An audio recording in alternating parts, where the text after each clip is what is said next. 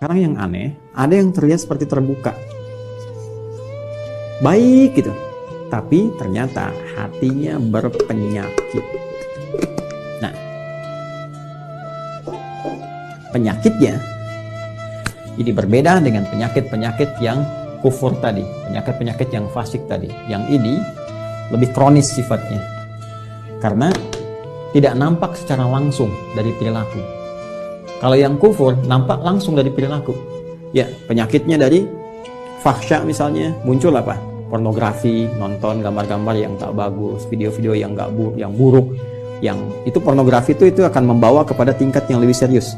Bahkan nanti ke LGBT ini riset dari riset ini nanti. Jadi kalau dari, mohon maaf tuh, pornografi itu candu yang sangat luar biasa. Itu pornografi itu lebih bahaya dari narkoba. Narkoba aja sudah bahaya, ya, apalagi pornografi naik, nanti itu pengantar kepada LGBT, itu yang paling bahaya, ke atasnya lagi. Nah, ini teman-teman sekalian, itu fahsya, kata-kata kotor, jorok dan sebagainya. Ya, mencuri, membunuh, merampok dan sebagainya itu mungkar. Nah, perbuatan fasik, penyimpangan itu karena sifat-sifat tadi, fahsya dan mungkar. Nah, munafik itu samar sifatnya. Ya, kalau fahsya dan mungkar itu membentuk perilaku. Orang maling kan mencuri, kelihatan perilakunya ada. Tapi kalau munafik itu perilakunya kayak baik, sikapnya baik. Padahal kebaikan itu dibangun oleh sinyal-sinyal yang kotor dari nafsunya. Itu penyakitnya, penyakit yang sangat menarik. Berbeda dengan penyakit-penyakit biasa. Apa di dalamnya? Seperti riya misalnya, hasad misalnya, ya hiqd misalnya, dengki, dendam, riya, sum'ah dan sebagainya. Ini penyakit-penyakit seperti ini. Berbeda dengan penyakit yang ini. Nah, riya, ingin kelihatan pamer, ya, ingin kelihatan dermawannya bagus tuh, dermawan bagus, ya, bagus dermawannya, cuma ingin kelihatan dermawan jadi nggak bagus. Jujur bagus, ingin nampak seperti orang jujur jadi nggak bagus. Sabar bagus, ya, tapi ingin kelihatan oleh orang seperti orang sabar itu nggak bagus, ya kan? Ya, bersikap baik pada orang karena hartanya itu bagus, karena jabatannya bagus, hormat pada mereka. Tapi kehormatan yang diisi oleh perasaan iri hati itu nggak bagus. Hormat, ya maaf, ya di wajahnya ada senyuman, masya Allah Pak, Bapak itu luar biasa, bisa punya jabatan seperti sekarang. Cuma di hatinya, mudah-mudahan Bapak besok kehilangan jabatan. Itu hasad, keinginan meruntuhkan kenikmatan yang diperoleh orang lain. Itu hiqd. Ini bahaya. Itu yang disebut dengan sifat-sifat ini melahirkan sifat nifak yang membentuk munafik. Tipikal golongan ketiga. Jadi orang munafik itu sama-sama yang ingin saya sampaikan punya penyakit di hatinya, punya penyakit di kalbunya. Ya, penyakit yang melahirkan dampak kepada fisik disebut daun. Penyakit yang melahirkan dampak kepada jiwa, sumbernya dari kolbun disebut maradun. Jadi orang yang sedang riya itu maradun, orang yang sedang hasad itu kena penyakitnya maradun, orang yang hiqd, dengki, ya, dendam itu maradun, ada penyakit di kolbun. Kalau satu orang, kalau banyak orang, ya, maka jamak bentuknya dari kolbun jadi kulubun, ya, di kulubnya ada apa? Ada maradun. Karena itu kalau ditanya kemudian, kenapa orang munafik itu bermasalah imannya? Kenapa dia menipu dirinya sendiri? Di ayat 9, ya kan? Kenapa dia mencoba menipu Allah dan orang beriman? Padahal tanpa sadar dia menipu dirinya sendiri. Karena di kolbunya ada maradun. Karena di kulub mereka kalau banyak. Karena munafik menular. Kalau banyak orangnya di kulubun. Ya, di kulub hati-hati mereka itu ada penyakit maradun.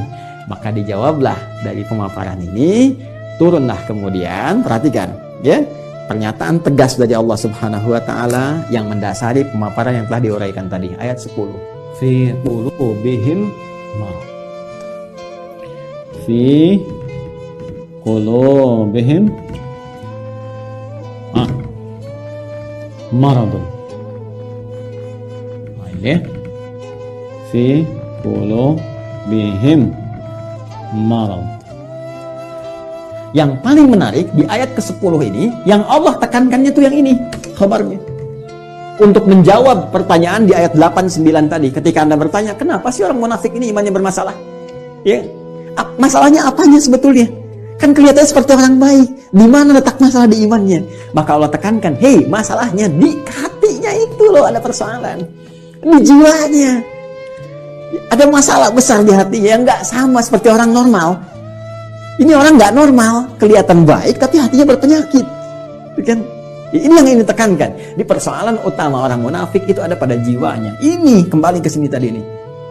Ini yang sedang dikuasai oleh setan dengan penguasaan yang sangat dahsyat, sehingga nggak nampak seperti orang-orang fasik, nggak kelihatan seperti orang kafir yang menutup diri, yang jelas perilakunya, ya jelas nih, arahnya jelas. Ini samar kelihatannya. Kenapa? Karena ada bahaya di sini nih.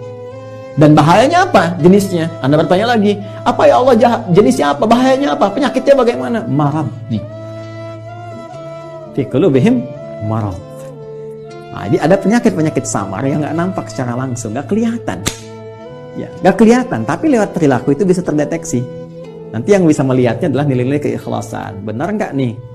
Saya mau menyumbang Pak untuk renovasi masjid. Kelihatannya di sini ada renovasi. Oh iya Pak, Masya Allah, Alhamdulillah. Sampai sini masih bagus. Berapa Pak kebutuhannya? 5 miliar. Oh, biar Pak nggak usah buka sumbangan, biar saya aja yang nyumbang. Kan? Sampai sini masih bagus. Benar Pak? Iya nggak apa-apa. Ikhlas Pak karena Allah. Bismillah. Nih 5 miliar. Tapi mohon Pak ya, nanti pas Jumatan dikasih tahu bahwa saya mengatasi semuanya ini. Kalau perlu di akun Bapak sebarkan dari Sabang sampai Merauke. Nah, mulai muncul. Jelas ya? Nah, ini hal-hal demikian. Nanti kalau ini dikuasai terus, dipelihara terus, maka mulai nanti muncul tindakan-tindakan anarkis dalam kehidupan. Terbawa nanti. Mula-mula nggak enak fisik. Ini penyakit munafik ini berbahaya.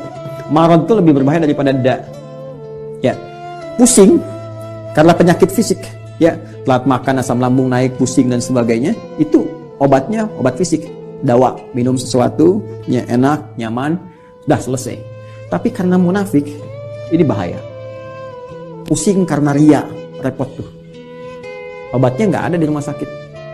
Ya, silakan datang ke rumah sakit, konsultasi pada dokter spesialis. Saya pusing dok. Di mana Pak? Hampir semua keadaan kepala saya, depan, kanan, kiri, belakang pusing. Apa gejala yang dirasakan? Itu Pak, kalau tetangga saya beli handphone baru, saya pusing yang kanan. Kalau dia beli kulkas, pusing yang kiri Pak. Kalau dia pesen sesuatu yang baru, oh pusing yang depan. Nah itu, ini pasti yang ini nih. Ya, ini bahaya.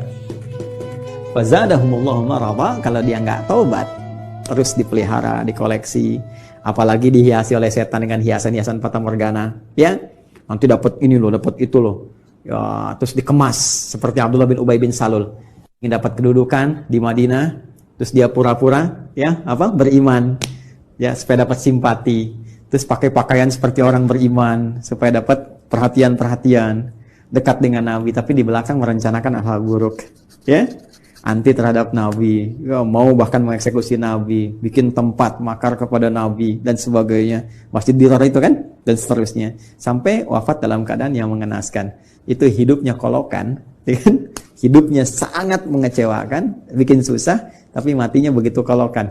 Dan itu kan sifat yang menular terus, tanpa batasan, waktu, dimensi dan sebagainya, terus naik dia.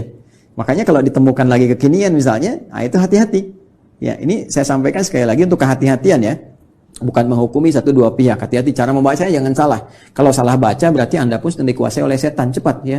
Dan saya berdoa mudah-mudahan Allah membersihkan hati kita. Awas hati-hati.